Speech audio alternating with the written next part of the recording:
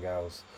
So let's have a look at some of the charts, some of the pairs that I trade, and let's have a look here at what I am seeing and what I'm expecting.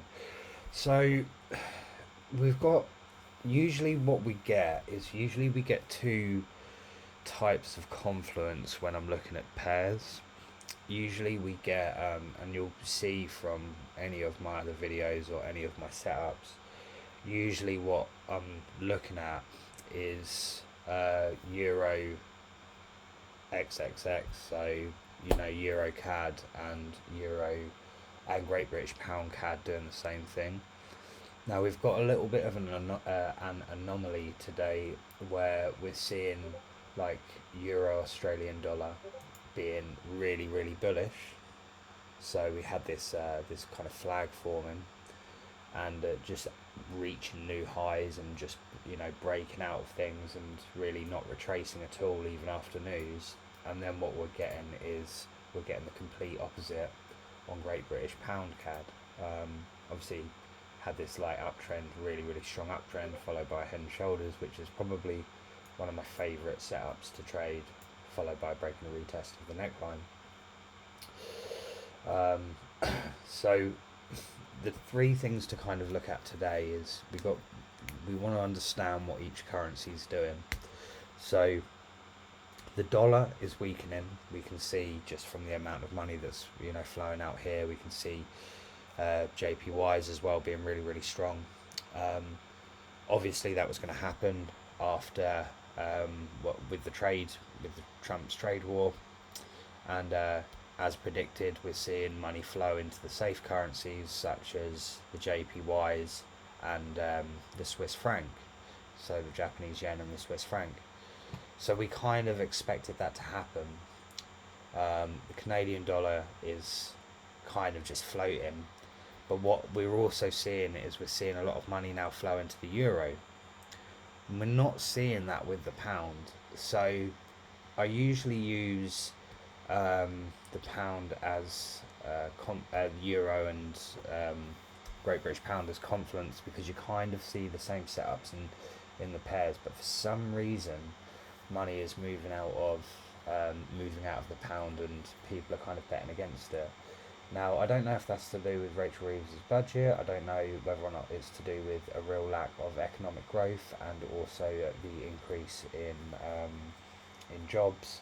Also potentially inflation's come down, so we're probably looking at a few different rate cuts. We're probably looking at a few more rate cuts, which is one of the reasons why the pound has been so strong, because we've been so hawkish on dropping our rates. Anyway, that's potentially one of the reasons. So what I'm now looking at is I'm now looking at some serious shorts on the pound, but I'm just looking for the entry to be able to do so. As I say, I missed this entry today on Great British Pound AUD, and we're just going to have a look at Great British Pound AUD because I'm going to show you the analysis that I've just done on it. With the pound, we can see here that this is a 2020 top. So price has been like really bullish, and we've kind of reached this top of 2020, and now we're starting to see a sell-off. What we need to look for next, well, what I'm going to be looking for next in terms of an entry, as I've missed this first entry up here, is I'm going to be looking for a break of a few different levels. Now I can't seem to find an angle on the top. I can't seem to find an angle on it. I don't know where maybe that's going back to, but I can see an angle on the bottom, an angled level on the bottom. So we've got obviously this really weak trend line, and although price is kind of making new highs, you can see that the angle of the buying has now stopped quite dramatically, and we're now just heading to the downside. So we're going to be looking for I'm looking for a few different levels to be able to take a short position on this. I'm not looking for a break and a retest of this level. This is going to be the first key level that we test. I'm looking for an area of confluence across the break of this trend line here, and then I'm looking for a horizontal level to be able to get into a short. Now what we'll probably find is, as I say, we've got another very, very weak trend here. So we've got two different kind of angled levels that I'm going to be looking at and looking to take profit around where the level of, or where the nearest level of confluence is. If we do manage to come down and we manage to break that, and you know, I'll look to get in. I know price is extremely bullish at the moment. I just kind of feel like this 2020 top is significant. I could be completely wrong, but as you full well know, I just like to trade the pivot points. Also brings me on to Great British Pound CHF. So this has been a fucking horrible pair for quite some time now, but there is some structure in there that we're looking at.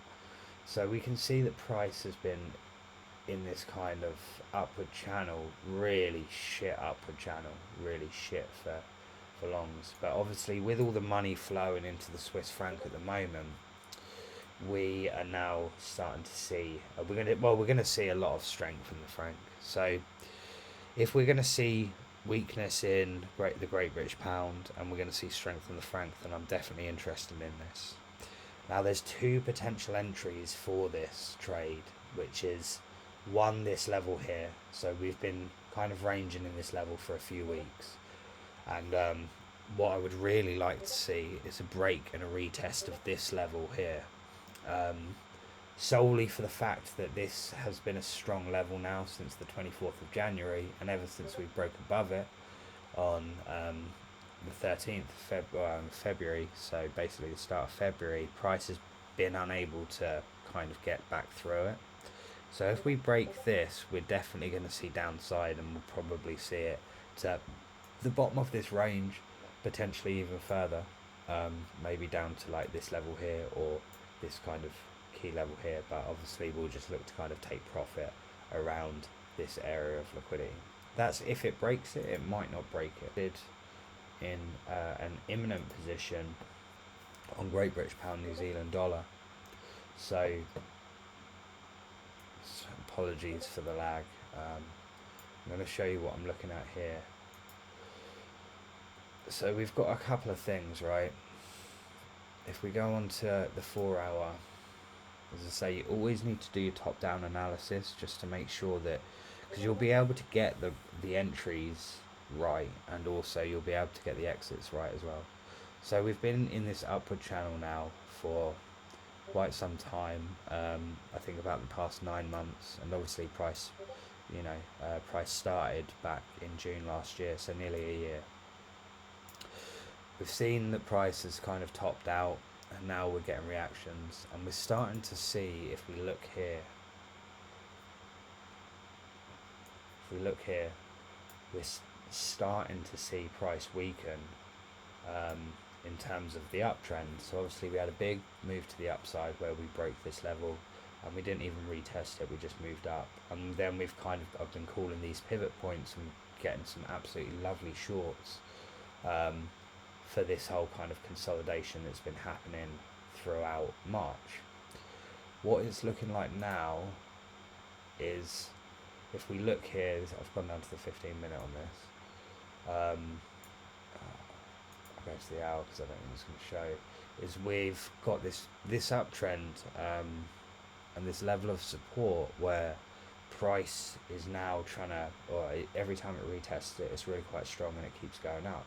That's why the other day when I called that Great British Pound New Zealand dollar trade, I wasn't looking at really like the kind of horizontal side of it. I was looking at, grabbing the trendline liquidity, which it did. We moved to the upside, and now we've kind of moved back to the downside. Interestingly, we've already filled the gap from news yesterday, and we're still moving down. So what I have a funny feeling what's going to happen now is, I think one or two things are going to happen, right? We're going to come back down and we're going to retest the trend line, and we'll either go back up a little bit, but I don't think we're going to make new highs. You can just see here that we've just had this double top. So what it's looking like price is probably going to do is it's either going to retest it and then kind of come up, and then we're going to break through it, then maybe just, you know, consolidate for a little bit. But we're looking to really break this level here and getting a short. Once we do that, once we break this level, this trend line here, or this diagonal level, price is going to move down quite quickly, and we're going to see a really big bearish move to the downside. I'll probably take profit at different structure points. I might even take profit there, it depends. Maybe enter 2 positions on this and take profit on one of them, and leave some running, and then I'll be looking just to target this kind of area of market structure and liquidity where we can see that's quite strong. But really what I think we're going to see is we're going to see a retest of this trend line. We're going to see a retest of this channel, and it will probably lie in confluence with this level here. So I think we're going to see a really quite big trade here, and this will move quick. As I say, this will probably be over the space of maybe a week, or not even that, maybe 3 days that we see that. But we're definitely in for a really big trade here. I'm kind of a bit gutted, to be honest, that this market structure is coming to an end and we're not getting this like kind of consolidation, because the pivot points here have been incredible, and they've been happening just like every day. So, you know, every day or two, there's just another position on this pair. Great British Pound, Canadian dollar. Now, I'm going to run through this in a little bit more detail because there's quite a few pivot points and it's quite choppy, although you can also kind of see what price is doing. So we had this big bullish move to the upside, and then we kind of came down. Now this wasn't really like nice structure to trade. There was an entry here that I called this here, and I just looked to take liquidity at this level.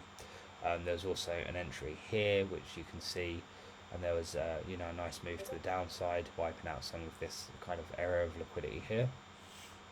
I thought maybe we might continue to go down, but we kind of then broke out of this structure here, and this kind of 4 hour, and we've just been testing this level, but price is like really unable to break through it. So you can see, as I say, price is like, especially at the moment, the markets are really choppy, so it's better to have your take profits in realistic positions instead of aiming for the full move, because it's just not happening. The markets are still deciding. So we can see that price managed to break above it. Now what you want to see when we do break out of this kind of 4 hour is you actually want to see price continue to go up, but price has found that level here where buyers just cannot get past it, and every time they try it,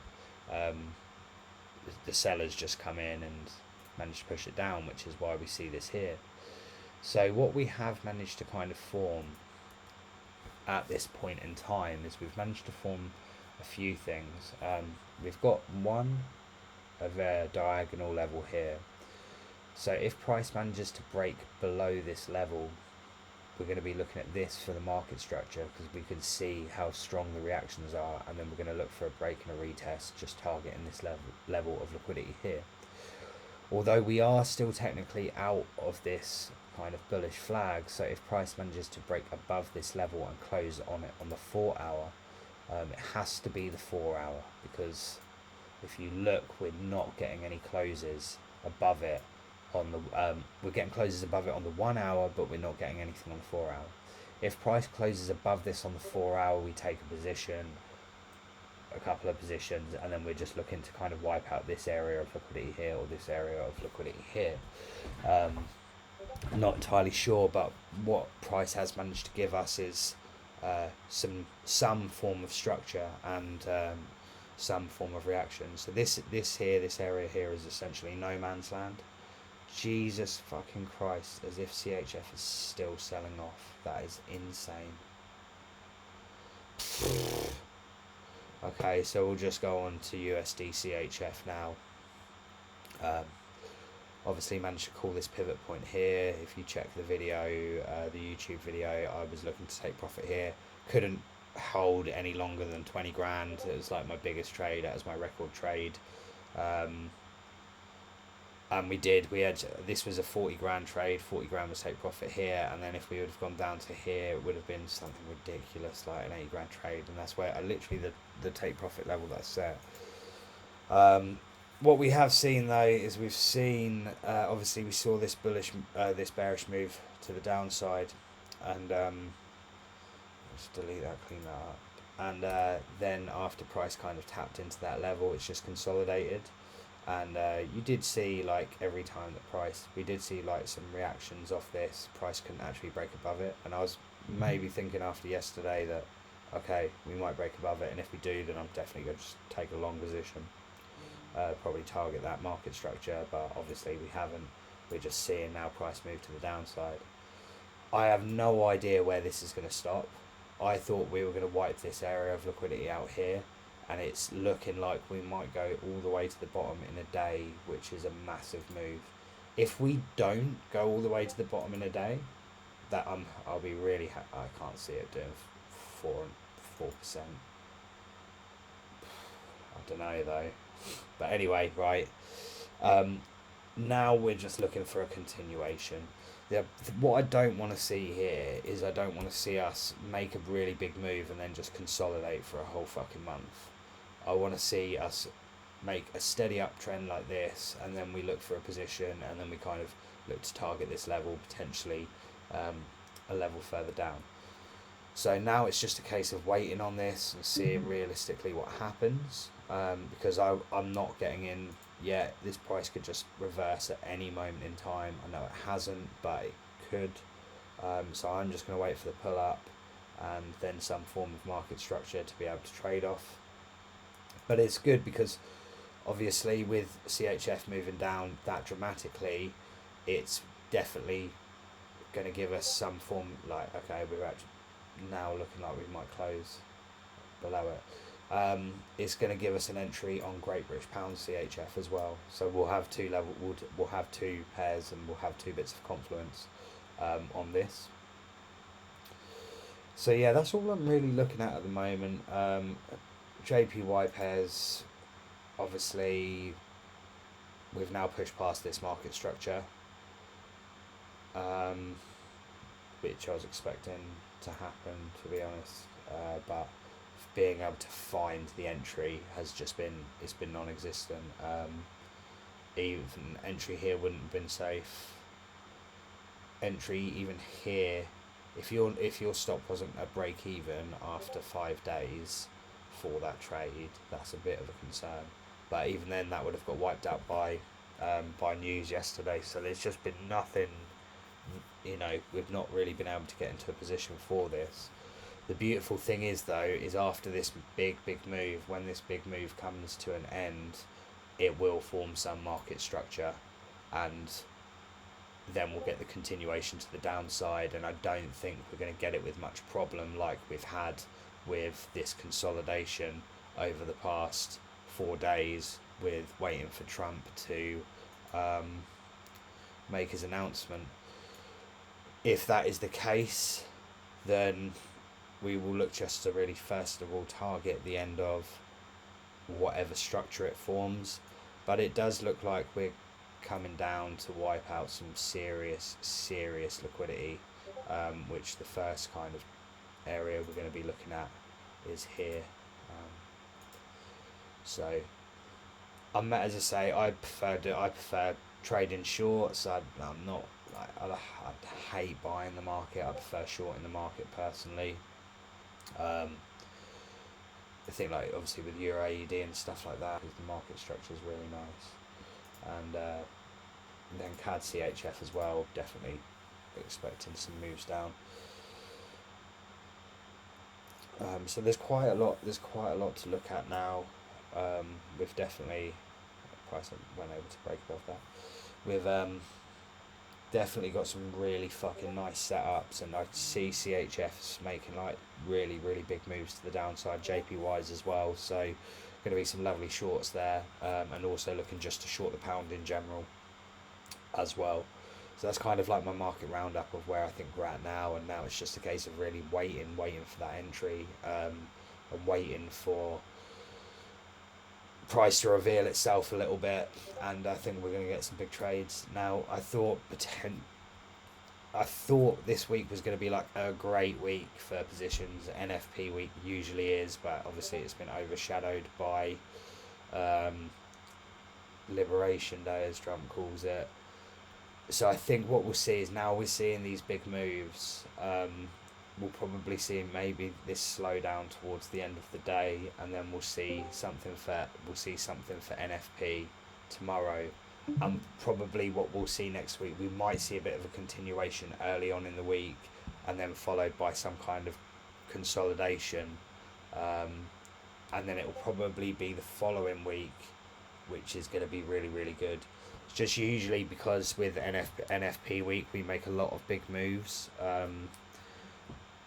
so the following week is usually just followed by like some bullshit consolidation, and it's really, really quite hard to be able to get good positions in. And then the week after that, the market's consolidated and we kind of make a decent move. So I'm not really expecting too much as of yet. I'm just going to be kind of watching price and waiting for, as if that's gone down to fucking 0.1%. Why did I not take that short? Just a fucking cunt. Look at that. It's about 10R, I think. 11R I made it to. 11.5R. Why did I not take that fucking trade, man? Over 2 hours as well. Like 20 grand over 2 hours. That's nuts. But yeah, so anyway, getting back to it, I don't think we're gonna. I think we're gonna see the correction, you know, for a little while, and then I think we're going to continue to move to the downside. See if we're looking at news. I know obviously this week's going to be NFP, high impact news the following week, FOMC minutes next week, and also CPI, so inflation. And then we're kind of in the clear the following week, which is usually quite a decent week, to be fair. Yeah, we'll see how the market decides to make its moves, but everything is just now, because we're looking at a recession, or because America's at least looking at a recession, everything is going to be news driven. That's something you're going to have to start getting your head around. What you generally tend to find with technicals is most of the time you get an early indication of where price is going to go, by about a day, maybe sometimes a day and a half. So to be able to trade well, you need to be able to get into that position quite early on, and for it to be able to make a little move. Otherwise you won't get in it. It's going to be difficult. Also, if you're trading with prop firms, you need a swing account, or you need an account where you're able to take profit on news, and also get stopped out on news without breaching. So for example, even just stopped out at break even, because what you'll generally tend to find is with a lot of this news at the moment, which is going to be really the big mover with us looking at recessions, you need an account that you're going to be able to trade on. So for example, my account is a swing account, obviously a live trade as well, so it doesn't make the biggest difference to me. But if your take profit is hit by news, that profit is exempt, so something to take into consideration. But yeah, if you could just I'll just do the video bit for YouTube, but yeah, if you could just like and subscribe to the channel, be much appreciated. Drop a like, drop a comment, it all helps. Obviously building this YouTube channel up from nothing, so if you could do that, much appreciate it, and I'll see you all soon. Hazel, if you are, I don't know, sorry, I haven't pulled the chat up, so I don't know if maybe you've messaged it. Me too. Okay, Hazel, have you got any questions on anything that I've just said, if you're there? And I'll answer them whilst we're still doing this.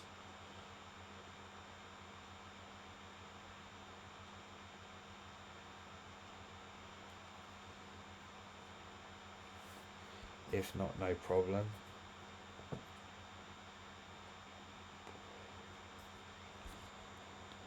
No questions, fucking hell. Alright, that's good.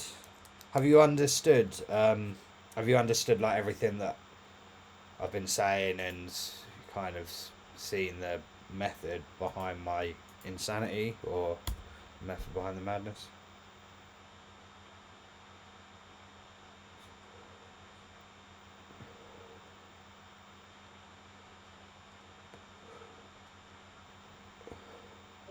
Perfect. Good fucking shit, man. We've got some really good people joining the group at the moment who've, you know, I think they're going to do really fucking well. So it's good to see. But yeah, alright, cool. I'll leave. Oh, you can just see that. Like, I'm just going to go onto a naked chart quickly and just have a look at Great British Pound CAD because you can just see that without even having to fucking draw anything on. Let's just go on that. Yeah, look at that. Like, oh, you can just see that a mile off.